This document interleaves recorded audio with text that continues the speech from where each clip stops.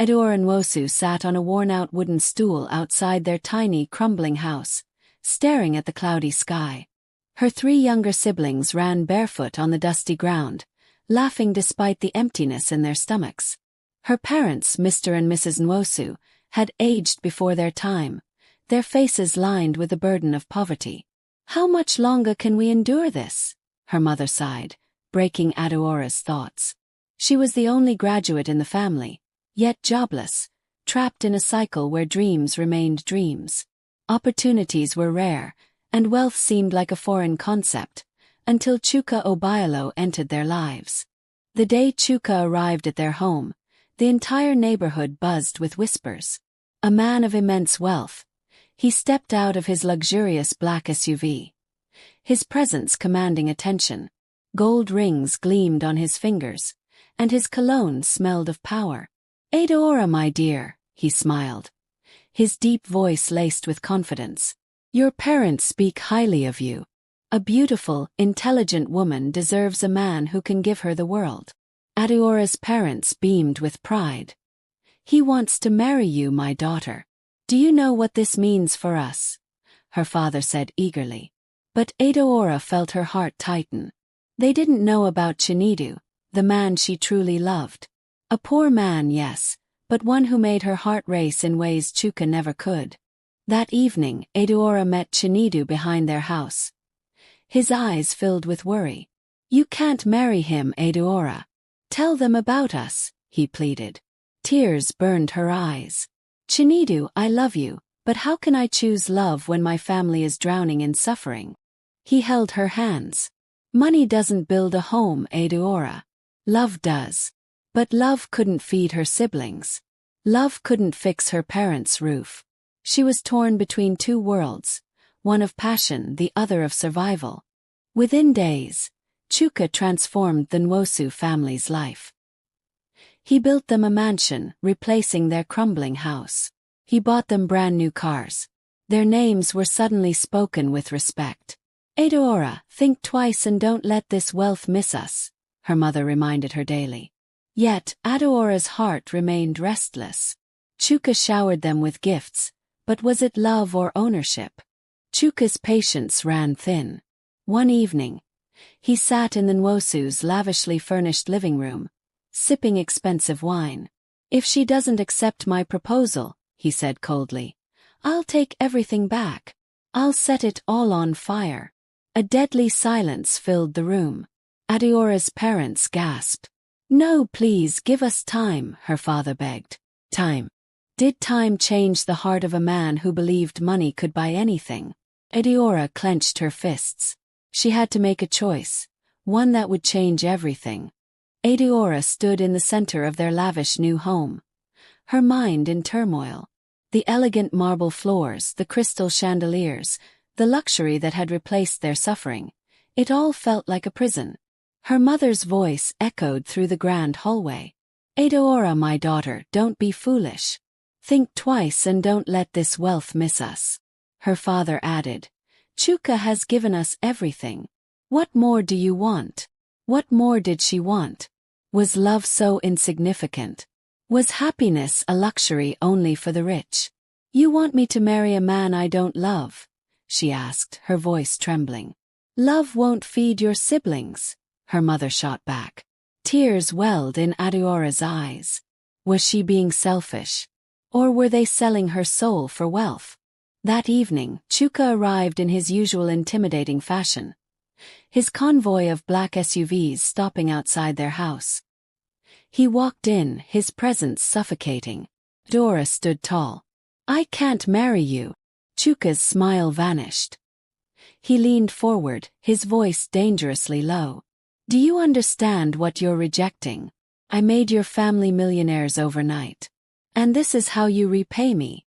My heart isn't for sale." His eyes darkened. "Then neither is their wealth." Her breath hitched. Did he mean it? Would he truly destroy everything he had given? The following morning, panic erupted in the Nwosu household. Men in black suits stormed the property, removing furniture, taking back the cars. The mansion was stripped bare, reduced to an empty shell. Adaora's father fell to his knees. Chuka, please don't do this. Chuka stood by, emotionless. I warned you. Convince her, or you lose everything. Adaora's mother grabbed her arm, her voice desperate. Adaora, say yes. Do it for us. But could she sacrifice herself to save them? That night, Adaora woke to the smell of smoke. She rushed to the window. Flames engulfed the mansion Chuka had built. The house her parents had worshipped was now a blazing inferno. Her siblings screamed. Her mother wailed. Outside, Chuka stood watching, his face cold, unmoved. I told you I would take everything back, and set it on fire. Adaora's knees buckled. This wasn't just a man scorned. This was a monster. As dawn broke, the reality hit hard. The Nwosu family had lost everything in the blink of an eye. But Adaora had lost something greater. Her belief that her parents would protect her. They had chosen wealth over her happiness. Now she would choose herself. With the media silenced and the police in Chuka's pocket, one thing was clear. Justice wouldn't come easily. But she would fight. Would Chuka truly get away with this? Or had he underestimated the woman he tried to destroy? The once proud Nwosu family now stood in front of the ashes of their mansion, the embers still smoldering. The wealth they had embraced was gone, reduced to blackened rubble. Adaora's mother clutched her chest, wailing. How did we get here? We had everything. Adaora's father groaned. Chuka took it all. Just like he said he would. But Adaora remained silent, her heart hardened. This was the price of greed. The price of trusting a man who believed he owned the world. But did Chuka really think he could destroy her and walk away untouched? Would he truly get away with this? Determined, Adaora stormed into the nearest police station. A young officer barely looked up from his desk. I need to report a crime, she said, her voice sharp.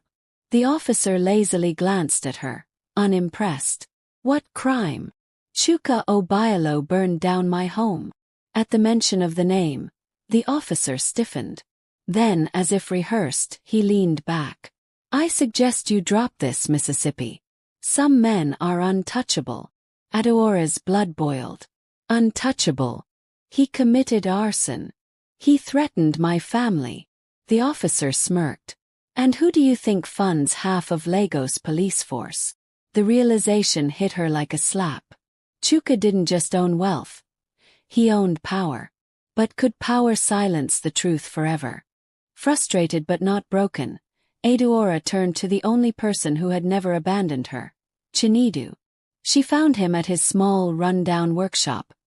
His hands covered in grease as he worked on a customer's motorbike. Adaora! He wiped his hands. His face instantly filled with concern. What happened? Tears burned her eyes, but she refused to cry. Chuka took everything from us, Chinedu. He burned the house. He threatened my family. And the police won't touch him. Chinedu's jaw clenched. That devil! He thinks money can bury justice. Adaora grabbed his hands. We have to fight him, but how? He silences the media, he controls the police. Where do we even start? Chinedu's eyes darkened with determination. Then we go where he can't silence us, the people. Adaora and Chinedu turned to social media. She recorded a video, her voice raw with pain and anger. My name is Adaora Nwosu, and I am a victim of power and corruption. Chuka Obialo tried to buy my love. When I refused, he took everything from my family and set our house on fire. Now the police protect him, the media refuses to speak, and I am left with nothing. But I will not be silenced. She posted the video, tagging activists, journalists, and influencers. Would anyone listen? Or had Chuka's reach already poisoned every voice that mattered? Within hours, the video spread like wildfire. People were outraged. Comments flooded in. Who does this man think he is? Justice for Adaora. We won't let money cover up this crime. Chuka, for the first time, was being dragged into the light. His response came swiftly. A call from an unknown number. You think you can fight me, Adaora? His voice was dangerously calm. You don't know the kind of war you've started. But Adaora only gripped her phone tighter. You tried to burn me, Chuka. But you forgot. Fire makes gold even stronger. This was just the beginning. The morning after Adaora's video went viral, the streets of Lagos buzzed with anger. Newspapers carried headlines about Chuka Obialo's crime. Activists called for justice. Social media was ablaze. No more silence. We stand with Adaora. Arrest Chuka now. Adaora scrolled through the comments, her hands trembling. Was this really happening? Had she finally pierced through the wall of silence? Just then, Chinedu burst into the small apartment they now shared. Adaora. They're talking about your case on TV. They turned up the volume. A news anchor reported, the alleged crime committed by billionaire Chuka Obialo has sparked public outrage. Protesters are demanding his immediate arrest. However, police officials remained silent. Adaora's heart pounded. Would they finally take action? Or would power and wealth still prevail? That evening, Adaora received a call from her father. His voice was shaky. Adaora, stop this madness. Chuka's men were here. They threatened to kill us if you don't take down that video. Adaora's grip tightened on the phone. And what did you tell them? Her father sighed. We begged them. Your mother is terrified. They said if you don't stop, there will be consequences. Anger burned in her chest. After everything he did, you still expect me to stay quiet. We just want peace, her father pleaded. Peace. Adaora's voice rose. Peace built on fear. Chuka is a criminal, and you still protect him. Her mother's voice came through, crying. Please, Adaora, don't let them hurt us. Tears streamed down Adaora's face as she ended the call. Was she putting her family in danger? Or was silence the real betrayal? Later that night, as Adaora and Chinedu walked down a quiet street, a black SUV screeched to a stop beside them. 3 masked men jumped out. You should have kept quiet, girl. Before Adaora could react, a punch sent Chinedu sprawling to the ground. A sharp pain exploded in Adaora's stomach as she was kicked backward. A gun was pressed to her forehead. A deep voice growled, delete the video or next time we won't be so kind. Then, just as quickly as they came, they vanished. Adaora gasped for air, clutching her ribs. Chinedu groaned as he pulled himself up. Are you okay? He wheezed. Adaora wiped the blood from her lip. Her voice was steel. They think they can scare me. They just made their biggest mistake.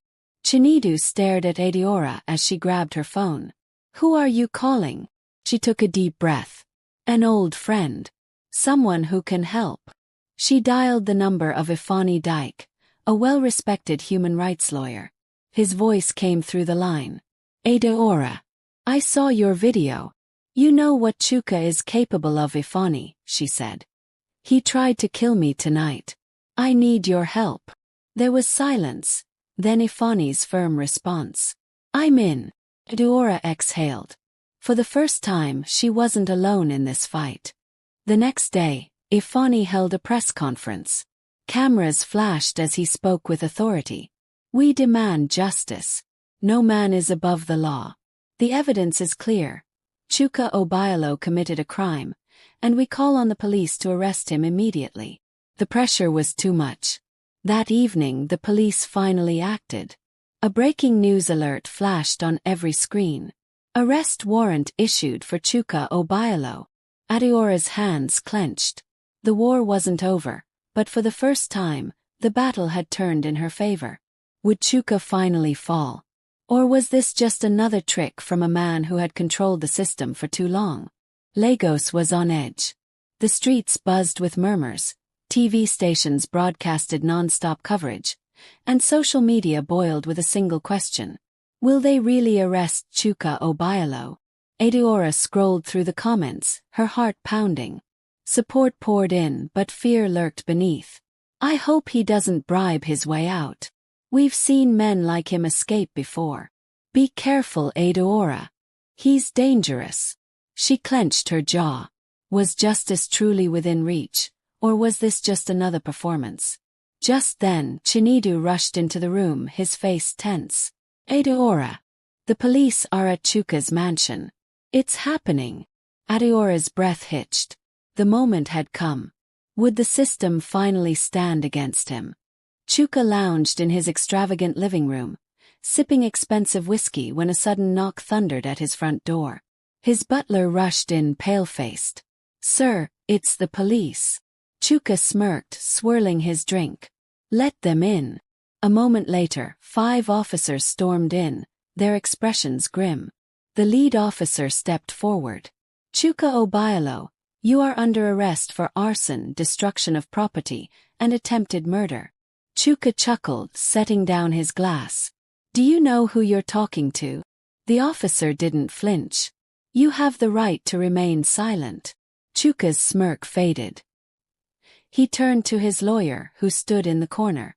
"Handle this nonsense." But his lawyer wouldn't meet his eyes. That's when Chuka realized something was different. He wasn't untouchable anymore. The officer grabbed his wrist, snapping cold handcuffs around it. For the first time, Chuka felt powerless. News spread fast. Crowds gathered outside Chuka's mansion, watching as the once invincible billionaire was led out in handcuffs. Some screamed in anger, others in triumph. Adaora watched from her phone, her heart racing.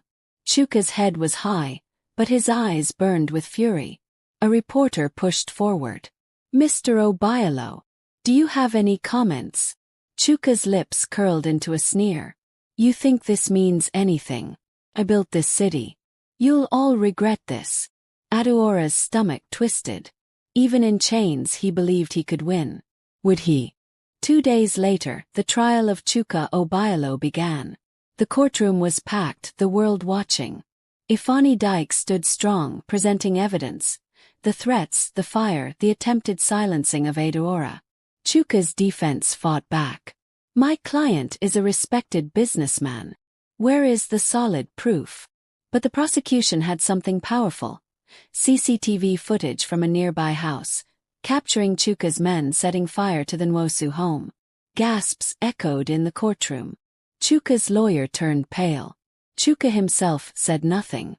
For the first time, his arrogance cracked. Did he finally realize it was over? The judge's voice echoed through the silent courtroom. "Chuka Obialo, you are found guilty on all charges. You are sentenced to life in prison." A wave of emotions hit Adaora. Relief, triumph, justice. Chuka stood frozen, his empire crumbling before him. As he was led away, he turned to Adaora, eyes burning. "This isn't over." But Adaora only met his gaze, steady and strong. "Yes, it is." Outside, the world erupted in celebration. Chuka had fallen. Justice had prevailed. But was this truly the end? Or just the beginning of another war?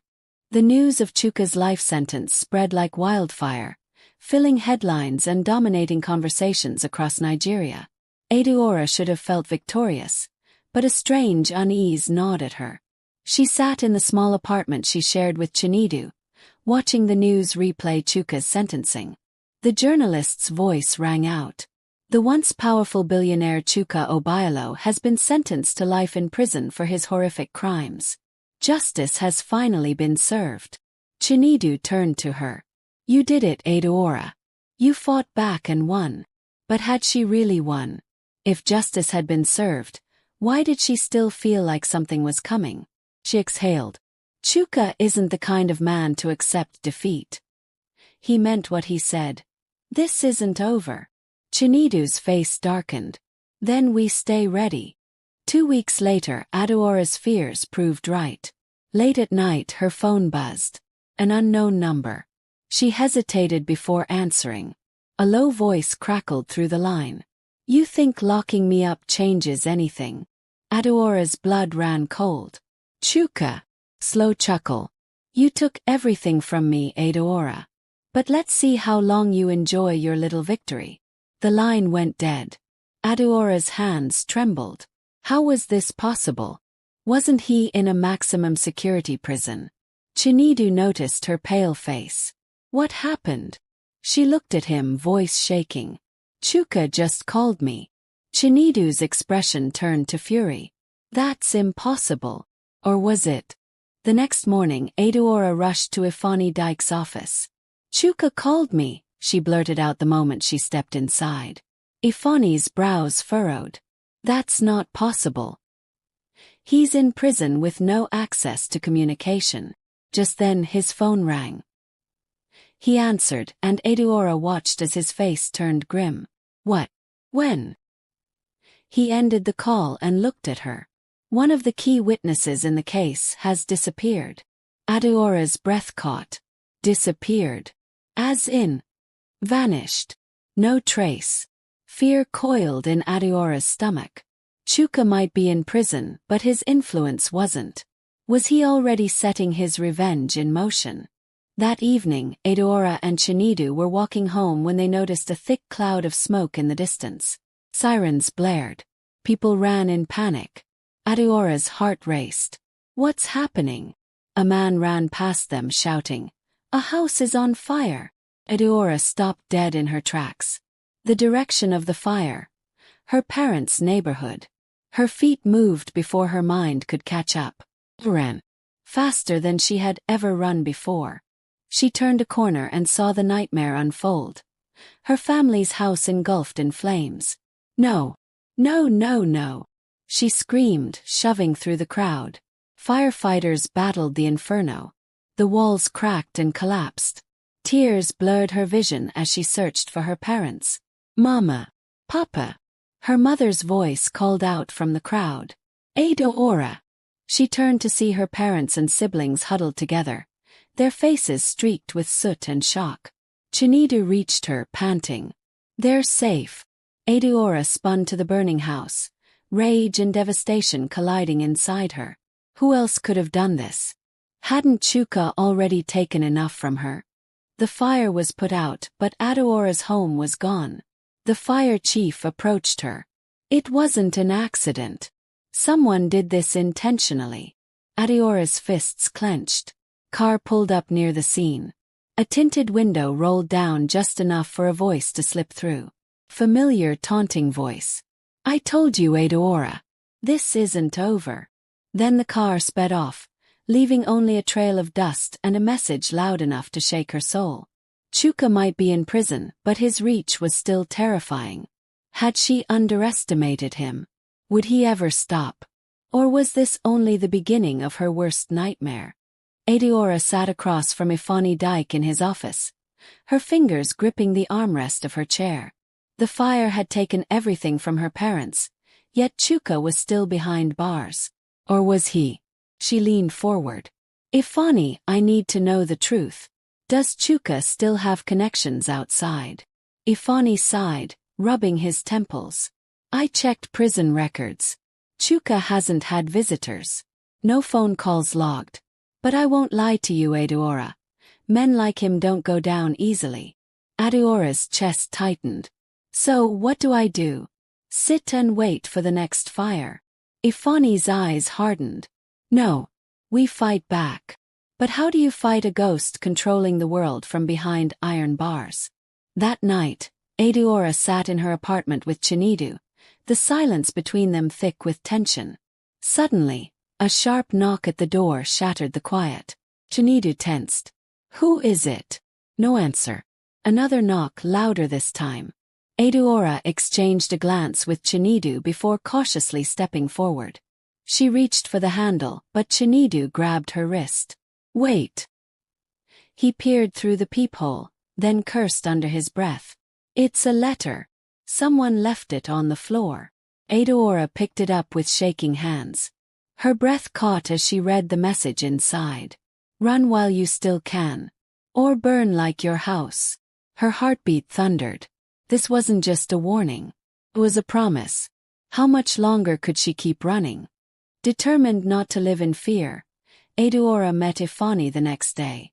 We need to go to the prison, she said. Ifani hesitated. It's risky. He's still dangerous. I don't care. Her voice was steady. I need to see him. Within an hour, they arrived at the prison. As Adaora stepped into the visitation room, her stomach twisted at the sight of Chuka. He was seated calmly, his expensive suit replaced by a dull prison uniform, but his presence was just as menacing. He smirked. "Ah, Adaora. Did you miss me?" Her fists clenched. "Stop hiding behind your money and face me like a man." Chuka leaned forward, his voice a whisper. "You think prison can hold me? I built this city, Adaora. Own it. Soon. I'll own you too."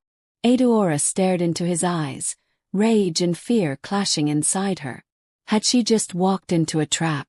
Chuka leaned back in his chair, his smirk never fading. "Tell me, Adaora, how does it feel knowing that no matter where you run, I'll always be ahead?" Adaora swallowed hard but refused to let him see her fear. "I will never be yours, Chuka. No amount of threats will change that." He chuckled, shaking his head. "It was never about love, Adaora. It was about power. And I always win." Ifani slammed his hand on the table. "Your time is up, Chuka. You're finished." Chuka's eyes gleamed. "Finished? Then why are you still afraid?" Adaora's breath hitched. He was right. Despite everything, he still had control. How do you defeat a man who fears nothing? That evening, Adaora and Chinedu returned home to find their apartment door slightly open. Chinedu pulled her behind him, cautiously stepping inside. The place was trashed, furniture overturned, documents scattered. Adaora gasped. They were here. On the wall, a message was scrawled in red paint. "Tick-tock, Adaora. Time is running out." Her hands shook. "This isn't just about me anymore. They're coming for everyone I love." Chinedu gritted his teeth. "Then we make the first move." But what move could they make against an enemy that never showed his face? The next day, Ifani called Adaora with urgency in his voice. "I found something." She rushed to his office, where he handed her a file. "There's a hidden account linked to Chuka's offshore business. It's funding his men outside." Adaora flipped through the pages, her pulse quickening. "If we expose this, he loses everything."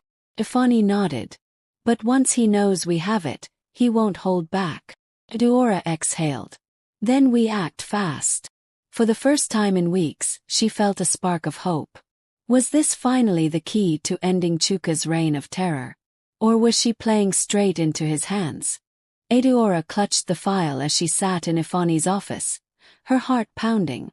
The evidence was undeniable. Chuka had been pulling strings from behind bars, using his wealth to control men who were willing to kill for him. Ifani tapped the papers. "This is enough to shut him down for good. But we need a plan." Adaora swallowed.